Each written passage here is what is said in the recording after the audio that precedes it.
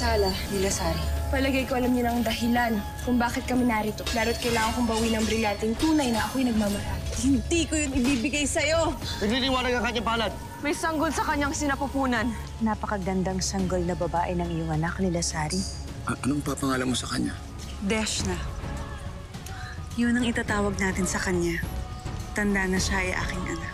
Babalik ako sa puta ng mga babaeng tulis. Babawiin ko ang kapangyarihan at itinalaga para sa akin. Mira, anak. Nagmamadali kami. Mira, sandali. Paano niya ito ginawa? May bagong kapangyarihan si Perena. Bakit niyo ako pinasundo mula sa mundo ng mga tao? Ninais ni Amiha na ibalik ka sa Encantadia upang maihanda ka na bilang tagapagmana niya sa trono. Ako gusto nilang humalili sa bagay na sa'yo naman dapat. Okay lang yan, Bes. At least ikaw yung napiling pumalit sa akin, di ba? Sigurado akong maganda ang future ng Encantadia. Has na Ibolive. Diwa ni Mira. Has na Ibolive.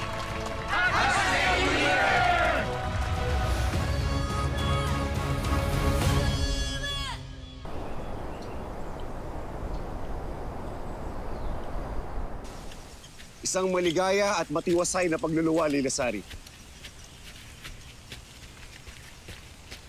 Bakit ayaw ninyong lumapit? Mahirap na. Baka may sumpaya kagaya ng kanyang ina. Huwag kayong matakot. Wala siyang sumpa. Avisala Eshma, Asval. Ngunit pakiwari ko, hindi lang yan ang pinunta mo dito. Ang ating kasunod na hakbang. Unti-unti nang bumabangon ng Lireo at Sapiro. Ngunit sa taglay mong bagong kapangyarihan, kayang-kaya natin silang papagsakin muli. Matagal ko nang alam yan. Ngunit bakit pa natin sila kakalabanin? Bibiro ka ba? Nagsilang ka lamang nakalimutan mo ng tigmaan. Anong digmaan? Ang digmaan ay pakikipaglaban sa kapangyarihang ipinagkait sa'yo. Nahanap ko na ang kapangyarihang kailangan ko. Kaya maaari na ako mamuhay ng wagas at tahimik. Tapos na ang digmaan ko, Asval. Hindi ko akalain. Isang munting sanggol lang pala magpapabagsak sa isang Nilasari.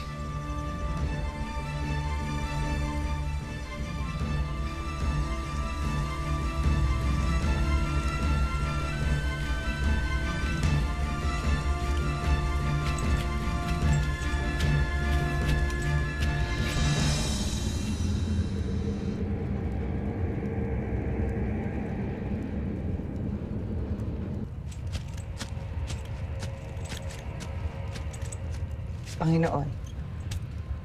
Ganda ba ang hatid mong balita, Galing? Tama ang inyong kutob. Ipinakilala na si Mira bilang tagapagmana ni Amihay. Magandang balita nga. Kahit hindi napunta sa atin si Mira. Sapagkat kahit ilang ulit niyang piliin, paniwalaan ang mga gawi ng mga taga-Lireo, ay hindi niya matatakasan ang dugong hator na dumadaloy sa kanya. Sa ngayon ay hayaan muna natin siya doon. Nararamdaman ko na muli kaming magkikita sa lalong madaling panahon. Marahil ay nasasabik na siyang magkita kaming muli. Ang kanyang pinakamakapangyarihang ilo.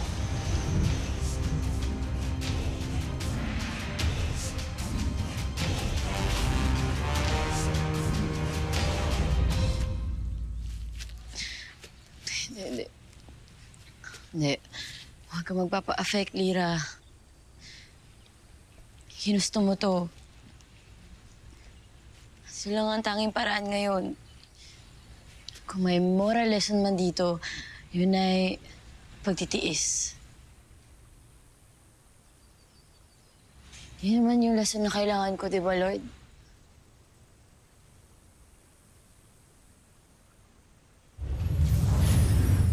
Huy! Mira, anong ginagawa mo dito? Baka hinahanap ka ng mga tagapagbantay mo. Di ka pwedeng lumabas ng palasyo mag-isa. Lalo na alam na ng lahat na ikaw ang tagapagmana. Baka may mangyari pa sa'yo. Malagot tayo sa Inang Rina. Sandali lang naman. Bigla kasi ang higpit-higpit dito eh. Ikaw, anong ginagawa mo dito? Kanina pa kita hinahanap. Sumisenti. Alone time. Halika na. Baka pagalitan pa tayo ni Inay. Mira, Gahanap ako ng moment kung sino-sino dumadating. anong ginagawa mo dito? Sasaktan mo na naman ba ako? Nais lamang kitang batiin. Narinig ko ang itinalaga ni Amihan. Matagal ko na itong pinapangarap para sa'yo. Lubayan mo na ako. Wala ka nang mapapala sa akin. Dahil kahit ako na ang tagapagmana, hindi ko hayaang makinabang ka. Kahit na ikaw pa ang nagsilang sa akin. Tayo na, Lira.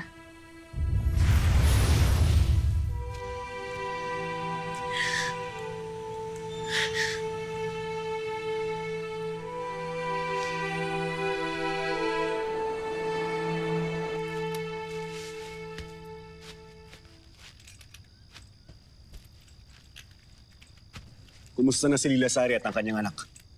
Sila'y namamahinga. Walang panahon magpahinga sa gitna ng digmaan ni Tano. Narinig mo na ba yung balita? Magmula nang isinilang ni Lila Sari ang kanyang anak, tinalikuran niya yung plano natin sa pagkipagdigmaan. Kung wala na sa loob niya may pagdigmaan pa, suportado ko siya. Pati ba naman ikaw sumusuko na rin? Wala pa tayo sa tunay na laban. Ipapatalo ka na. Abay, nasaan yung gitano nakilala ko na walang inuurungan? Ang pananakal ko kay Lila Sari ang hindi ko uurungan. Pagod na ako makipaglaban. Ang nais ko na lamang ay lumagay sa tahimik kasama ni Lila Sari at ang kanyang anak. Kung yan ang magpapaligaya sa'yo, di kita mapipilit. Nakakalungkot lang isipin na isang Lila Sari lang pala magpapabagsak sa isang katulad mo.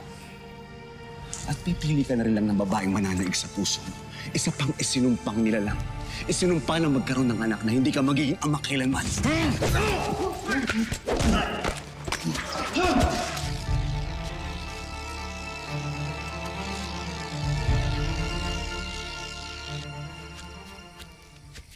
Mahal na Reyna. Halika at pagsaluhan natin ito. Mahal na Reyna. Habang tumatagal ay lalong lumalala ang galit sa akin ni Mira. Hindi mo siya maaaring sisihin, mahal na Reyna. Hindi mo rin maaaring sisihin ang iyong sarili.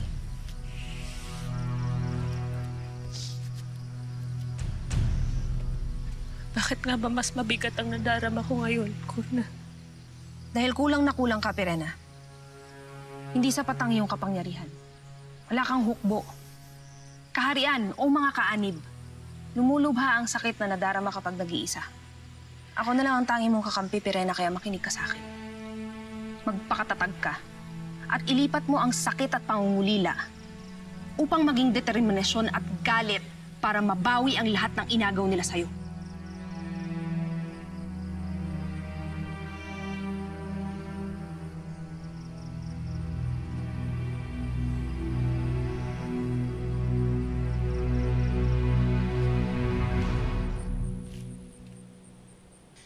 Mas pinahahalagahan pa ni Amihan si Lila Sari kaysa sa pangangailangan kong mabalik sa akin ng brilyante ng tubig.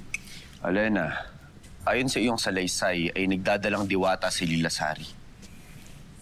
Hindi ba't hindi magiging patas sa labanan at may madadamay pang walang malay? Sa pagkakataong ito, Alena, tama ang pasya ni Amihan. Mas pinapaboran mo pa si Amihan? Alena, wala akong kinakampihan sa inyong dalawa. Ang nais ko lamang sabihin, may iba pang pagkakataon para bawiin ang iyong brilyante. Kaya kung sakali man na binawi mo ang iyong brilyante sa pagkakataong ito sa isa pandaraya, pagsisisihan mo ito balang araw. Hindi na ako makapag-antay pa. Maraming bagay ang nawalay sa akin. Maraming naagaw. Kaya kahit anong mangyari, kailangan ko mabawi ang brilyante ng tubig.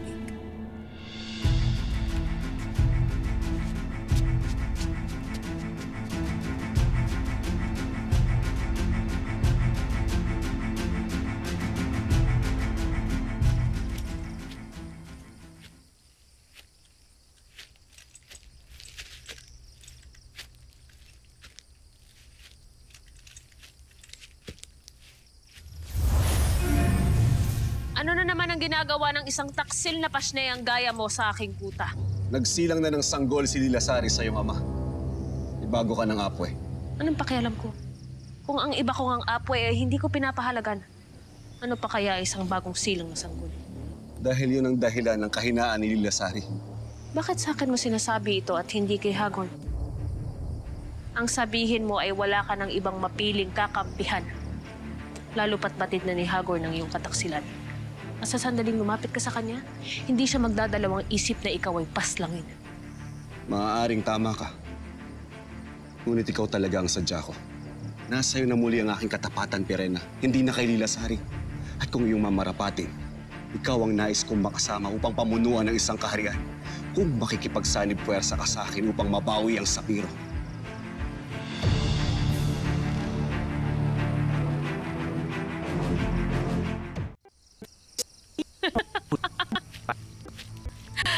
Ano ba'y napakadali na yung minumungkahi, Asbal? Bukod kay dagtom at aksilom na walang kinab...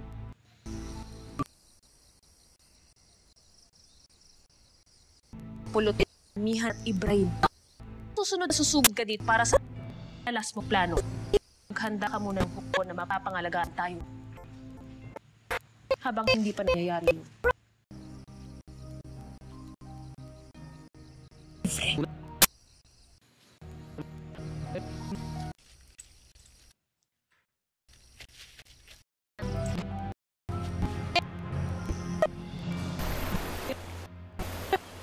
Cancel yun, be.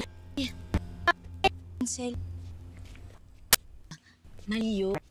Sinabi siya eh. Sabi ko siya. Naman niya. Hindi ko mapigil na aking sa tuwing nakikita ko siya. Galit ako sa kanya, Lira. Hindi ko siya at hindi matawag. Tapos na ang usapan. Wala na akong pakialam sa kanya. Ikaw magsalita ng tapos, Mira. Pagmamahal. Hindi. Ibig sabihin nun, pagka walang bahala, o halaga. Kaya, may galit ka pa sa nanay mo.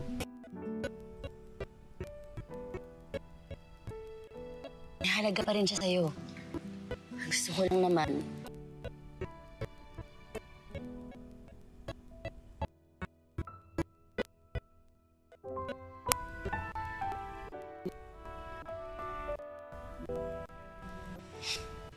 Ikaw talaga, Lira. Lagi ka nakakahanap ng sitwasyon. Diba?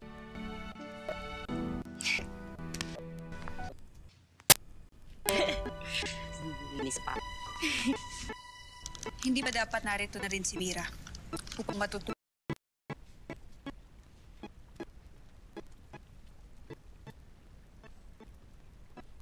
Daanan simula ng pagbabalik na sa Encantadia. Sa bagay. Nanaya, naalala mo ba ang bagong dama ni Mira? Ang ating bagong kaibigan? Si Lira.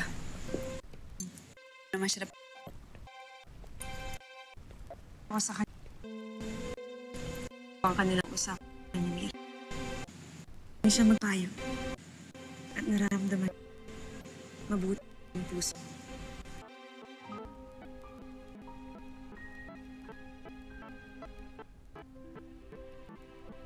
Danay, tagal na natin siyang kasama. Ngunit hanggang ngayon, hindi natin alam kung saan siya nanggaling. Sino bang kanyang mga magulang? kakaiba at kakatuwa ang duwatang yun.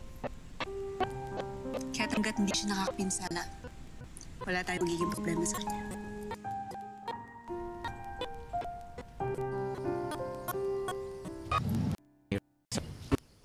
Magandang umaga. Bulak sa inyong house? Para hindi naman lang itong bahay niyo. Ang unang araw ng aking regular visits para sa personal project ka. Hindi ba't ibinil ka na namin sa Lereo? Ano't narito ka? Alam mo, tama mo sa akin. Para kang naliw sa sa baon ng papaitan. Naman to. O pwede nila sapin. Di, pasensya na po. Basta ni Mira po na, alam niyo naman pong nagdaanan.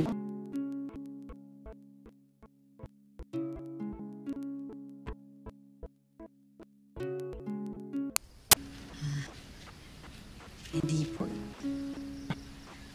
Kung ganun, walang saysay ang paghingi mo ng tawad pagkat hindi naman pala ito galing kay Mia. Ashley naman, siya tayo nagkakaproblema eh. Bakit hindi na lang tayong patawaran kahit walang humihingi? Bakit hindi tayo pwedeng magmahalan ng hindi nagagalit? Lumayas ka kung ayaw mong masaktan. Try and try again naman. Sige po, subukan niyo. Alam naman natin pareho hindi niyo ako masasaktan. Ako, hindi.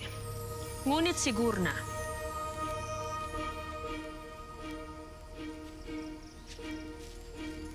Sa'yo na lang yan. Flowers. Napaka-violent nyo naman kasi dalawa eh. Hashtag stop the hate naman.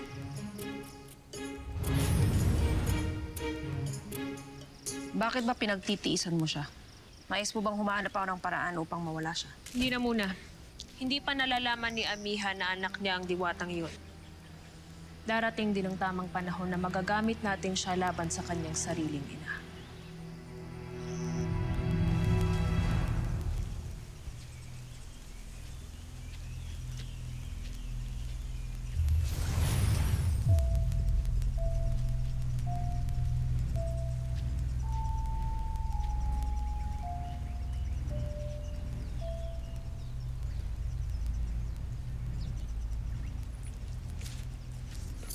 Lumayo ka sa anak ko. Wala kang kadala-dala. Hinahamon mo ba talaga ako? Hindi ako manggugulo, Lila Sari. Ang nais ko lamang ay magbalik na sa akin ang brilyante ng tubig. Nananahimik na kami. Kaya lubayan mo kami ng anak ko.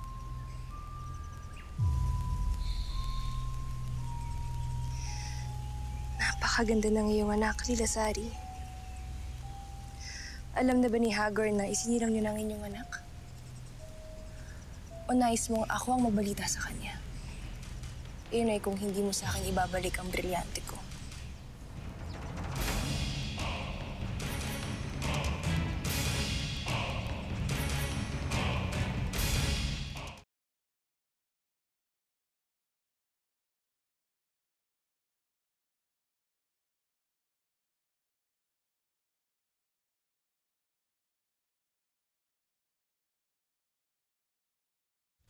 Kapag ibinigay mo sa akin ang brilyante ng tubig, makukuha mo ng pananahimik ko.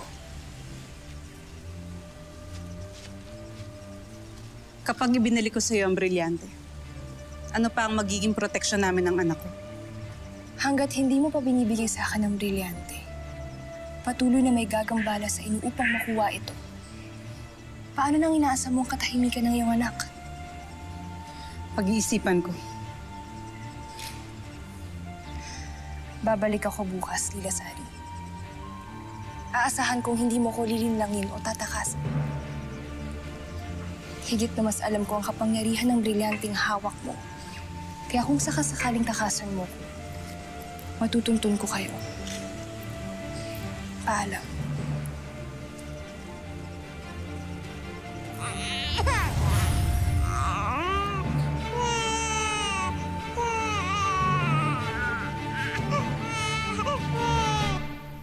Hindi ko na alam gagawin ko kay Ashley Perena, Pau-Pau. Ako na nga yung lumalapit sa kanya para makipagbati. Tapos ako pa yung gusto niyang saktan. Kaya ba tayo napunta dito para turuan kita ng fight? Anong fight?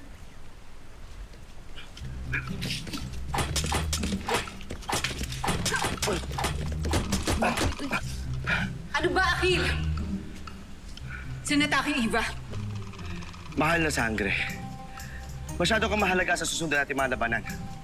Para lamang masaktan ka sa pag-ensayo natin. Anong ibig mo sabihin? Na hindi ko kayang tapatan ng lakas mo? Alam mo, I love you ka talaga. Talaga? Ulitin mo nga! I love you! Narinig mo yun? Nag-I love you si Ashley Danaya kay Akil. Ibig sabihin, naaalala nila ako. Ah! Ashley Danaya! Wait lang. Ashley, ano sinabi mo kay Akil? Sabi ko, I love you siya. Naaalala mo ang I love you. Ibig sabihin, naaalala mo ako. Anong pinagsasabi mo, Encantada? Ako ang nagturo sa inyo ng ibig sabihin ng I love you. Please naman, maalala niyo na ako. I love you. Papaanong ikaw ang nagturo sa amin nun? Gayong ang batang ligaw ang nagsabi sa akin ng ibig sabihin ng katagang yun.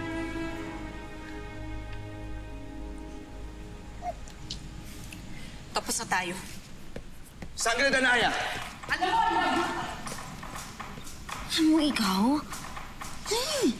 Tapos na tayo.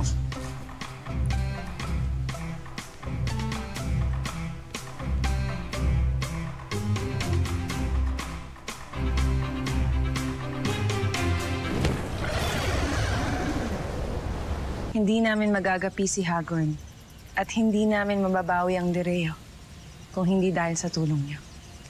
At nakakatiyak ako na hindi magdadalawang isip si Hagorn na gantihan kayo. Kaya kung iyong mamarapatin, nais ko kayong handugan ng lupain. Malapit lang dito sa Lireo upang maging bago niyong tahanan. Nang sa ganon, hindi kayo magugulo nila Hagorn. At kung kinakailangan niyo ang aming tulong, malapit lang kami sa inyo. Abisala Esma, Reyna Amihan. At paano ang mga buwis na ipinataw sa amin ni Hagorn noon? Kailanman, nang ako ay mamuno, hindi ako humihingi ng buwis sa mga nasasakupan ko. At hindi ako para magsimula ngayon.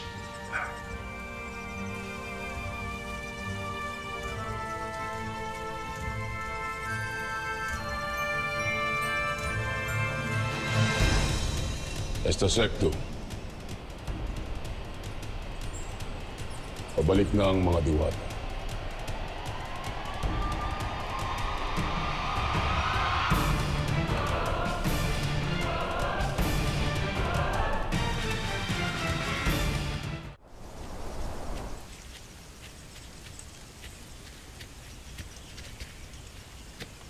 Maika, kung hindi mo mamasamain, wala akong panahon makipagbulong-bulungan sa'yo, Aspal. Kung may nais kang sabihin, tumbukin mo na. kayo bang mga taga-karsero? Anong pinaglalaban ninyo? Bakit kayo sumanib kay Lila Sari? Katarungan. Sa mga maling pamamahala ng mga diwata sa karsero. Sa mga sirantuntunin at pamamalakad sa Lireo. At maging sa mga ibang kaharian. Nais namin magkaroon ng boses sa mga nagaganap sa Encantadia. At walang nabago sa nais na ito. Yun lamang ang aming layunin. Ang ipaglaban ng aming karapatan. Ngunit tila nagbago ang layunin ni Lila Sari. Paano kung sabihin ko sa'yo na mayroon akong makukuhang kaharian?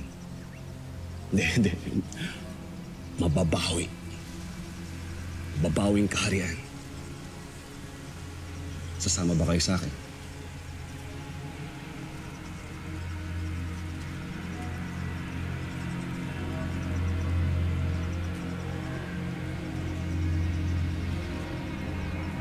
Pag-isipan niyo itong mabuti.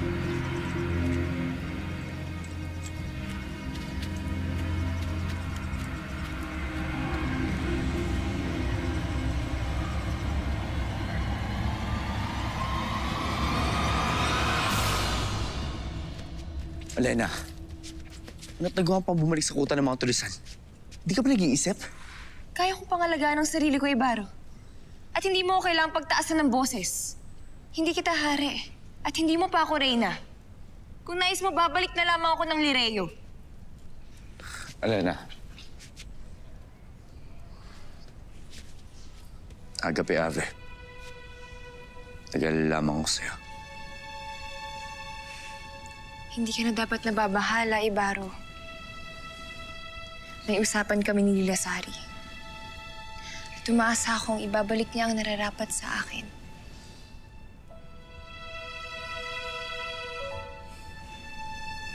Hindi ko ibabalik kay Elena ang brilyante ng tubig. Mawawalan tayo ng proteksyon kapag ibinalik ko yun sa kanya.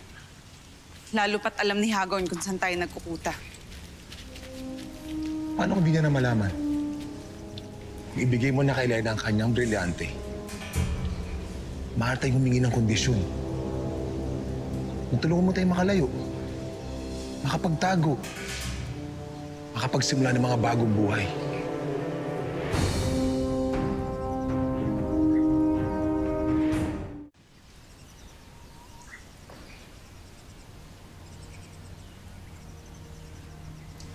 Kung isasama niya ang mga kasamahan natin dito sa Alier, sige. Papayag ako. Ibabalik ko sa kanya ang brilyante.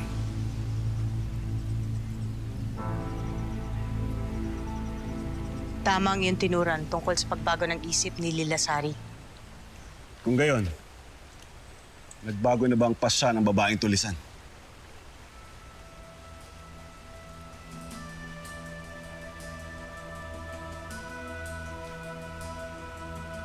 Sasama na kami sa'yo.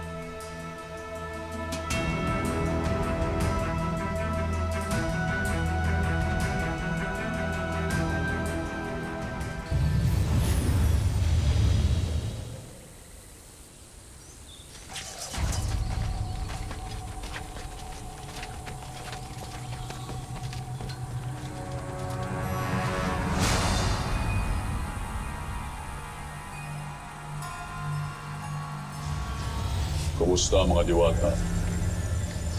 Tila nakakaligtaan niyo na.